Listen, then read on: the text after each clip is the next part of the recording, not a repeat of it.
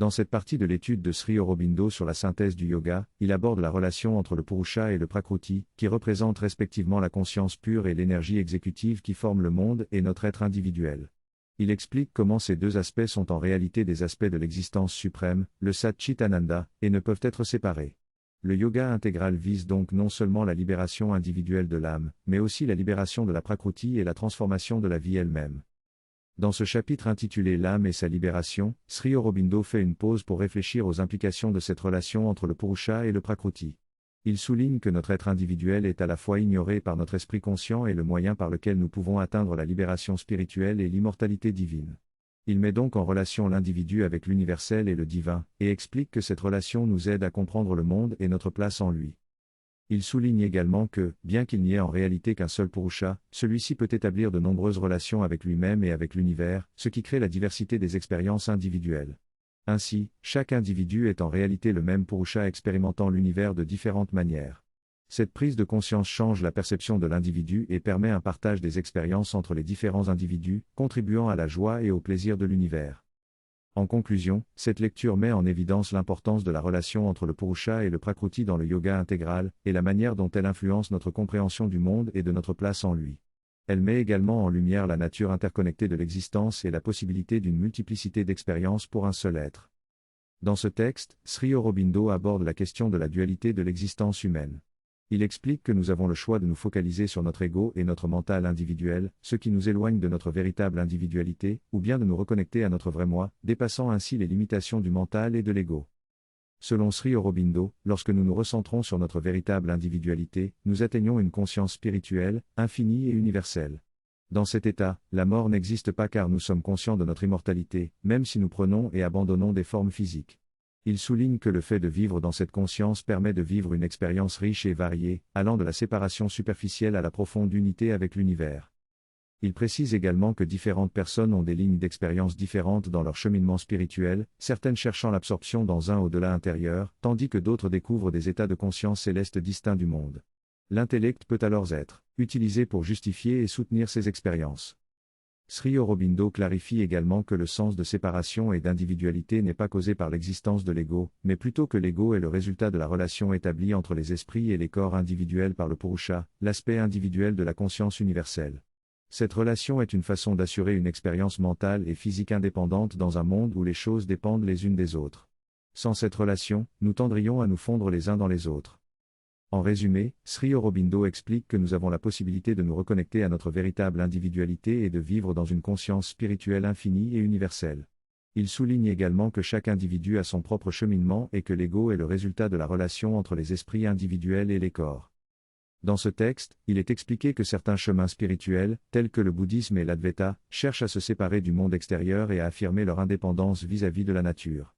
Cette séparation est perçue comme une forme d'auto-affirmation de l'âme. Cependant, les deux approches mènent à une dissolution de l'expérience individuelle et de la connexion avec le monde. L'auteur souligne l'importance de l'esprit dans ces chemins, car il est grâce à la perception mentale que nous pouvons comprendre les expériences des autres. Lorsque nous entrons dans des états de conscience supérieure, l'esprit devient silencieux, mais la perception du monde continue, bien que cela paraisse irréel. Finalement, l'auteur explique que dans cet état de consciousness supérieur, nous vivons dans une impersonnalité infinie et nous ne nous préoccupons plus des perceptions sensorielles et mentales du monde. Il est suggéré que ce monde matériel est une ombre pâle comparée à la délice de Dieu.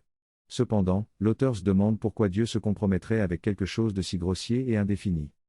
En pratiquant le yoga, nous cherchons à reprendre contact avec le monde à partir d'une conscience libérée. Lorsque nous regardons les personnes et les choses qui nous entourent, nous ne les voyons plus comme de simples formes ou noms, mais nous percevons directement la présence divine en elles. De la même manière, nous réalisons que chaque individu possède différentes couches de réalité en lui, tout comme nous-mêmes avons nos pensées et émotions profondes qui entourent notre noyau spirituel. En rétablissant notre relation avec le monde à partir de cette nouvelle perspective, nous commençons à voir la véritable nature des êtres et à reconnaître leur réalité éternelle. Notre esprit n'est plus en proie aux illusions de la petitesse ou de l'irréalité.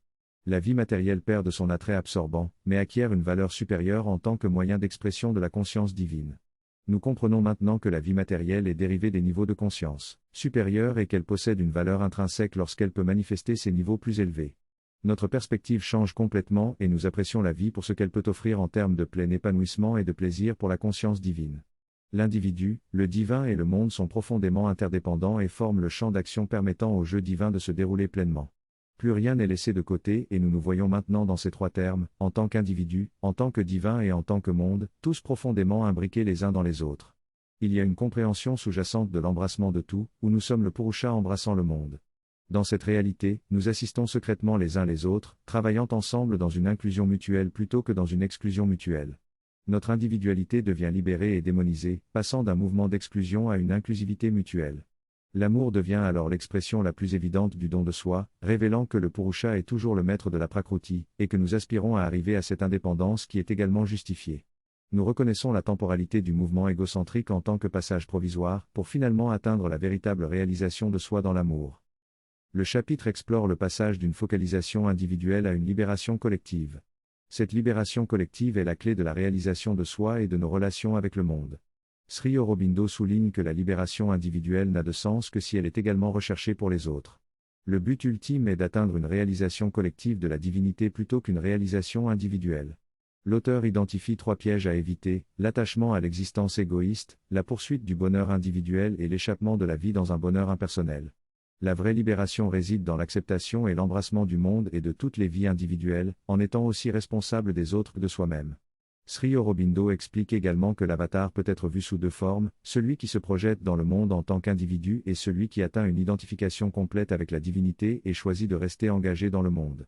La vision du monde qui se développe est celle d'une non-exclusivité de l'individu, où notre liberté spirituelle est liée à celle des autres. Il conclut en soulignant que notre intérêt divin propre réside dans la libération des autres. Le chapitre se termine par une description de l'état de l'âme libérée et de sa relation avec le monde et la divinité. Rusa est une âme libre qui transcende la nature tout en étant pleinement impliqué dans la manifestation de la conscience divine à travers la nature. Il incarne une conscience transcendante et une unité globale qui englobe tout dans sa liberté. Sa connaissance de soi unifie et harmonise toutes choses en Dieu et dans la nature divine. Il explore différentes voies, notamment l'extase religieuse et l'union intime avec le divin, qui prépare à partager l'étreinte de l'amour divin avec toutes les créatures. L'amour divin se manifeste dans l'étreinte et la joie de la multiplicité, unifiant Dieu en nous et les bienheureux, mais ne permettant pas d'adopter une indifférence distante envers ceux qui ne sont pas bénis ou qui souffrent. La personne libérée se tourne naturellement vers la liberté de tous et cherche à les aider à s'éveiller à cette même liberté. Son rôle est d'aider à éveiller la liberté chez les autres, quelle que soit la forme externe de vie ou l'activité à laquelle elle s'engage. Cependant, s'absorber exclusivement dans les relations avec autrui et le monde excluant Dieu et l'au-delà est encore plus impossible, car la conscience libérée ne peut être limitée par la terre ou les relations les plus altruistes avec les êtres humains. Dans ce texte, l'auteur remet en question l'idée traditionnelle de sainteté basée sur le sacrifice de soi pour les autres. Il soutient que l'individu éveillé ne cherche plus à être altruiste, mais à se réaliser pleinement dans la possession de Dieu, la liberté et la béatitude divine. Ainsi, l'activité ou l'accomplissement de l'individu doit viser à atteindre cette réalisation et à exprimer cette liberté et cette béatitude dans tout ce qu'il fait. Peu importe sa profession ou son rôle social, ce qu'il fait devient une expression de sa réalisation et permet également d'épanouir les autres. L'auteur donne l'exemple du Dr V, fondateur de l'hôpital Aravindai, qui a consacré sa vie au traitement des yeux et a inspiré toute une équipe médicale à travers son engagement et sa détermination. Cet extrait parle d'un homme qui a consacré ses efforts à développer des installations médicales avancées, notamment un centre de soins oculaires en Inde. On lui demande comment il parvient à inspirer les autres, et il répond simplement qu'il déjeune avec eux. Même s'il ne donne pas de discours ou ne partage pas ouvertement ses idéaux, son mode de vie et sa conscience positive influencent les autres de manière subtile mais puissante. Il ne hausse jamais la voix ou réprimande quiconque, ce qui montre que l'impact sur l'environnement et sur les autres peut se produire sans enseignement externe. Il souligne également qu'en se réalisant soi-même, on peut influencer et éveiller les autres sans recourir à des méthodes d'enseignement ou des démonstrations. Il mentionne l'exemple des artistes qui ont révolutionné leur domaine et qui ont laissé un impact durable, même si leur art était souvent méconnu de leur vivant. L'auteur déclare alors que la véritable activité d'une âme libérée n'est pas de s'effacer au profit des autres, mais de se réaliser elle-même pour atteindre la position divine et la liberté, afin que les autres puissent également s'épanouir. La seule voie efficace pour aider l'humanité est d'élever les hommes vers le divin, car c'est grâce à la position divine que tous les problèmes de la vie peuvent être résolus. Ainsi, l'élévation spirituelle des hommes est la meilleure manière d'aider l'humanité. Toutes les autres formes d'aide ne seront efficaces qu'à condition qu'elles contribuent à cette élévation spirituelle. Après une catastrophe, des bénévoles se rendent dans les villages pour distribuer des paquets d'aide. Cependant, ils sont choqués de constater que les habitants ne se préoccupent pas de nettoyer leurs maisons remplies de saleté apportées par l'océan. Les gens attendent simplement qu'on leur donne de l'argent, de la nourriture ou d'autres biens sans faire d'efforts pour s'occuper de leur propre maison. Cette mentalité de dépendance aux aides extérieures et de manque de responsabilité est un problème qui peut aggraver les désastres à long terme. Par exemple, lorsque de la nourriture a été envoyée en Afrique, les gens ont cessé de cultiver leur propre culture, provoquant ainsi de plus grandes famines. Il est donc essentiel de se concentrer sur l'élévation de la conscience des individus pour les aider à sortir de cette inertie et se tourner vers des solutions durables. Le processus d'élévation de l'homme vers le divin est donc la seule voie effective pour résoudre les problèmes mondiaux. La synthèse du texte montre que le conflit est un symptôme d'un blocage dans la croissance de la conscience. Pour résoudre ce conflit, il est nécessaire d'intervenir au niveau du changement de conscience et de se tourner vers la voie divine. Le conflit est vu comme un moyen de croissance tant que l'on a besoin de la douleur et de la lutte pour se développer. L'élévation de l'humanité vers le divin est la seule façon effective d'aider l'humanité. Cela peut se faire de nombreuses façons, notamment par l'éducation et l'amélioration de divers aspects de la vie quotidienne, mais cela nécessite également une prise de conscience de notre but ultime et une croissance de conscience. Le texte utilise également l'analogie du jeu du serpent et de l'échelle pour illustrer le processus de la vie, où chaque étape est une opportunité de grandir et de résoudre les conflits. Dans cette photo du monde, nous voyons la relation entre les problèmes et la croissance de la conscience. Seule la position divine peut résoudre toutes les difficultés de la vie, grandes et petites. L'élévation des hommes vers le divin est donc le moyen le plus efficace d'aider l'humanité. Toutes les autres activités et réalisations de notre expérience de soi ont leur utilité et leur pouvoir, mais elles doivent converger vers la voie intégrale par laquelle l'âme libérée transcende tout. Les activités et les réalisations de notre expérience de soi sont différentes, mais elles sont liées. Les activités sont des actions concrètes que nous faisons pour aider les autres, tandis que les réalisations de soi sont des prises de conscience qui nous font grandir intérieurement. Ces prises de conscience nous mènent souvent à réaliser que certaines activités ne nous satisfont plus, ce qui nous pousse à chercher d'autres moyens de contribuer à la société. Cependant, ces activités et réalisations sont parfois des chemins encombrés ou solitaires, qui peuvent nous éloigner de notre véritable objectif. Il est important d'éviter de se perdre dans des activités qui n'ont pas de véritable impact et de choisir des voies exceptionnelles qui créent un changement réel. Parfois, cela peut même nécessiter un sacrifice de soi. Par exemple, une jeune fille a décidé de renoncer à tous ses privilèges pour vivre dans la pauvreté, afin de mieux comprendre les difficultés des autres et les aider de manière plus efficace. Ces exemples montrent comment l'influence spirituelle peut nous guider vers des actions plus significatives. Dans cette histoire, une jeune fille se retrouve dans un village éloigné de tout. Les habitants doivent marcher pendant des kilomètres tous les jours pour se procurer de la nourriture et de l'eau. Les enfants doivent également parcourir de longues distances pour aller à l'école gouvernementale la plus proche. Malheureusement, l'école est oppressive, les filles étant reléguées à l'extérieur tandis que les garçons sont à l'intérieur. Malgré ces difficultés, la jeune fille ne renonce pas à son éducation et se bat pour rencontrer le directeur ivre de l'école. Après plusieurs tentatives, elle réussit à changer les choses progressivement. Elle marche tous les jours pendant de nombreux kilomètres pour se rendre à l'école, mais, avec détermination, elle parvient à faire évoluer la situation. En fin de compte, le directeur abandonne l'alcool et contribue à la reconstruction du système éducatif en dirigeant maintenant 140 écoles.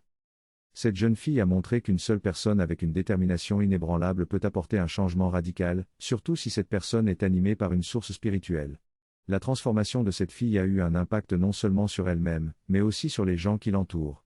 Tout le contexte a changé grâce à sa vision et à son énergie. Cependant, il est important de noter que ce chemin solitaire n'est pas facile à prendre. Il demande beaucoup de sacrifices et de lutte. Beaucoup de gens ne seraient pas prêts à quitter le confort de leur vie privilégiée pour se confronter à des conditions extrêmes et œuvrer pour le changement. Qu'il s'agisse de prendre des voies occupées ou de marcher sur des chemins solitaires, à un moment donné, tous ces chemins doivent converger vers une vision intégrale.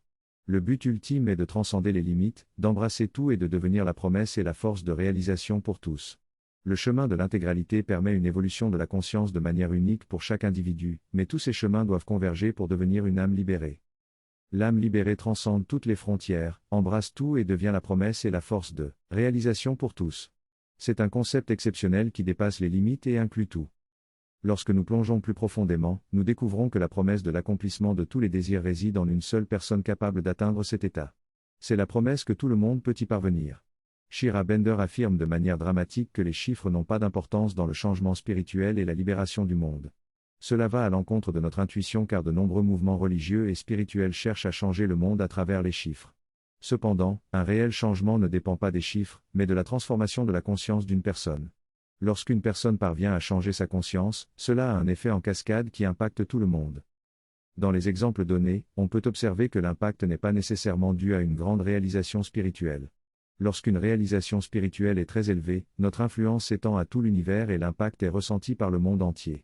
L'exemple d'un yogi des Himalayas qui rêve de liberté, d'égalité et de fraternité et qui déclenche la Révolution française en est un exemple frappant. Ce rêve, issu d'un état de conscience supérieur, a créé une onde de choc qui a touché le monde entier. Cette idée a trouvé accueil dans un parti du monde qui était plus prête à recevoir ces idéaux et qui a ensuite influencé les esprits des personnes les plus disposées, créant ainsi une révolution. Malheureusement, la fraternité n'a pas été mise en avant et cela aurait rendu la révolution plus fondamentale. L'impact d'une seule personne peut être immense. Le Bouddha en est un exemple puissant. L'impact de sa réalisation est toujours ressenti aujourd'hui, car il s'agissait d'une réalisation de la conscience transcendantale tournée vers le monde. Le pouvoir de cette réalisation est intense et durable. Il est donc possible pour une seule personne de changer le monde. Ce n'est pas seulement une promesse, mais un pouvoir concret qui influence les autres à faire de même, consciemment ou inconsciemment. Chacun de nous est une manifestation divine unique dans sa propre forme individuelle. Chaque personne reçoit ce pouvoir et cette promesse d'accomplissement, mais de manière unique et distincte, selon son propre cheminement. Bien que le pouvoir se propage, cela ne signifie pas que tout le monde devient similaire. Cela donne à chaque individu le pouvoir de se libérer et de grandir à sa manière propre. C'est la beauté de cela. La manifestation spirituelle collective ne doit pas être uniforme, mais doit refléter la multiplicité divine où chaque individu est unique et unique en son genre. Dans ce passage, l'auteur parle du rôle unique de chaque individu dans le collectif divin. Chaque personne nourrit les autres et contribue à l'éveil collectif. L'auteur encourage à voir la vision d'ensemble et à comprendre le rôle puissant de la libération individuelle dans l'éveil cosmique. Ensuite, l'auteur aborde la relation entre l'âme et la nature, et décrit les différentes expériences de conscience liées à notre relation avec le monde de la forme, de l'énergie et des idées. Il explique comment ces différents niveaux de conscience peuvent coexister et comment l'âme peut s'engager avec eux. L'auteur soulève également la question de la relation entre ces différents mondes et le domaine spirituel, et comment l'âme dans le corps physique interagit avec eux. Le prochain chapitre explorera plus en détail cette relation. L'auteur conclut en soulignant l'importance d'adopter cette vision d'ensemble dans notre expérience et notre perception du monde. Lorsque Sri Aurobindo a quitté son corps, il a été mentionné que sa mère avait déclaré qu'il ne quitterait pas le plan terrestre. Au contraire, il resterait sur le plan terrestre mais dans le domaine physique subtil, afin d'achever ce travail et continuer à apporter son aide depuis ce niveau. Sa mère était également présente afin de former un lien permettant de faire descendre le pouvoir sacramentel. Cette connexion était nécessaire car, si elle avait tenté de le faire seule, cela aurait été d'une valeur limitée. En effet, grâce à sa conscience, elle était connectée à toute l'humanité, ce qui signifie que tout ce qu'elle recevait ou faisait était immédiatement transmis et imprégnait l'humanité. Cela montre ainsi l'ampleur de l'impact spirituel et physique qu'une seule personne peut avoir sur l'humanité. Même si Sri Aurobindo n'avait jamais écrit de livre ni attiré de disciples, son travail aurait eu un impact sur le monde entier, garantissant ainsi la propagation de ses idées, même si personne ne connaissait son nom ou ses écrits. Un exemple exceptionnel de l'influence de Sri Aurobindo est Teilhard de Chardin, un mystique chrétien qui a reçu une vision de l'évolution humaine et de la transformation de la conscience. Il a reconnu que ces idées ne lui appartenaient pas personnellement, mais qu'il les avait reçues d'une autre source. De nombreux autres ont également reçu ces idées, mais ne les ont pas forcément attribuées à quelqu'un d'autre. L'important était la diffusion de ces idées plutôt que la reconnaissance de leur origine. En plus de ces aspects visibles, il y avait également un travail plus profond effectué sur le corps physique et la conscience physique, afin de les élever vers une conscience divine et d'y infuser une force divine. Cela a conduit à une transformation au niveau cellulaire. Il ne s'agissait pas seulement de ressentir une amélioration de la conscience corporelle grâce à des exercices réguliers ou des pratiques de yoga, mais de transformer le fonctionnement même du corps en y introduisant une conscience supérieure. Cela impliquait même la mentalisation des cellules, éveillant leur conscience à la présence divine et réorganisant leur fonctionnement en fonction de cette conscience. Cependant, ce n'était pas tout, car ils ont réussi à faire descendre le plus haut niveau de conscience, la conscience supramentale, jusque dans les cellules. Cela signifiait qu'ils étaient capables de rendre les cellules conscientes de cette présence divine et de faire fonctionner leur rôle en se basant sur cette conscience. Cette réalisation était possible grâce à leur lien avec la conscience collective de l'humanité et à leur capacité à surmonter la résistance collective au changement. Si ce travail avait été accompli individuellement, il aurait été terminé depuis longtemps, mais il aurait été en vain pour l'humanité. En étant pleinement conscients et connectés à la conscience collective de l'humanité, ils ont été en mesure de faire face à cette résistance collective et de réaliser les transformations nécessaires. Il y a eu un énorme changement dans la conscience collective de l'espèce humaine, non seulement au niveau de l'esprit et du vital mais aussi au niveau de la conscience physique. Les premiers signes tangibles de ce changement sont que les gens sont plus conscients de leur santé et sont prêts à prendre le temps de faire de l'exercice et de manger sainement. Cependant, il y a aussi un changement inconscient qui est visible mais pas encore pleinement expliqué. Maire a mentionné dans les années 1960 que les premiers signes de l'action sacramentelle dans la matière seraient un changement dans les schémas climatiques, avec des températures plus modérées, et un changement dans le corps humain, avec une forme physique moins distincte entre les sexes. Cela se manifeste déjà dans les athlètes et les gymnastes, où il est parfois difficile de dire si une personne est un homme ou une femme simplement en regardant leur corps. Il y a également eu une augmentation de la taille moyenne des garçons et des filles au fil des décennies, malgré une diminution de la qualité nutritionnelle des aliments. Cependant, ces changements physiques ne sont que des signes externes d'une évolution de la conscience plus profonde. Il y a une accélération dans la croissance et le développement des enfants, avec des bébés naissant avec les yeux ouverts, les doigts fonctionnels et une conscience plus élevée dès le plus jeune âge. Cela se manifeste par exemple lorsque des jeunes enfants sont capables de manipuler des téléphones portables sans même avoir été enseignés. Il y a donc un changement à la fois au niveau mental et physique, rendant la conscience plus consciente, souple et adaptative. Selon Mayer, dans 300 ans, le corps humain sera encore beaucoup plus souple et adaptable. Ce changement ne se produit pas à cause de l'alimentation ou de l'éducation, mais plutôt à cause d'un changement de conscience qui s'est enraciné dans l'espèce humaine grâce à l'action de certaines personnes. Le rôle de ces personnes est donc extrêmement précieux dans le processus d'évolution de l'humanité. Dans ce texte, l'auteur explique que les changements positifs dans la société ne sont pas le résultat des enseignements éducatifs, religieux ou politiques, mais plutôt de l'influence des avatars. Les avatars sont des individus qui ont atteint un état de libération spirituelle et qui peuvent imprimer leurs idéaux dans la conscience collective de l'humanité. Ce processus de transformation se fait de manière subtile et profonde, influençant les pensées et les aspirations des autres. L'auteur souligne que le travail de l'avatar est souvent méconnu de son vivant et que ses effets sont ressentis bien après son passage. Ce pouvoir d'influence spirituelle est le véritable leadership, capable de susciter un changement de perspective, d'inspirer les autres et de les amener à se joindre à une vision commune. C'est donc par ce processus d'impression spirituelle que les individus peuvent être conduits vers une prise de conscience collective et un véritable changement dans la société. Les qualités de leadership sont utiles et efficaces jusqu'à un certain point. Cependant, seul un leadership spirituel, avec sa clarté de pensée et sa puissance vitale, ainsi que des actions concrètes, est le plus complet. C'est toujours le pouvoir de l'esprit qui est finalement le plus réussi. Si nous nous alignons consciemment sur cette source d'idées, cela peut avoir un effet de transformation rapide et important en nous. Nos perceptions du monde changent, notre esprit change, mais au plus profond de notre être, notre âme aspire à cette influence nourrissante. Il y a des influences et des changements plus profonds en nous dont nous ne sommes pas conscients, mais qui nous changent. Lire de cette manière est la manière la plus efficace de recevoir l'impression de son expérience et de l'aide qu'il offre, aujourd'hui autant qu'à l'époque où il a écrit cela.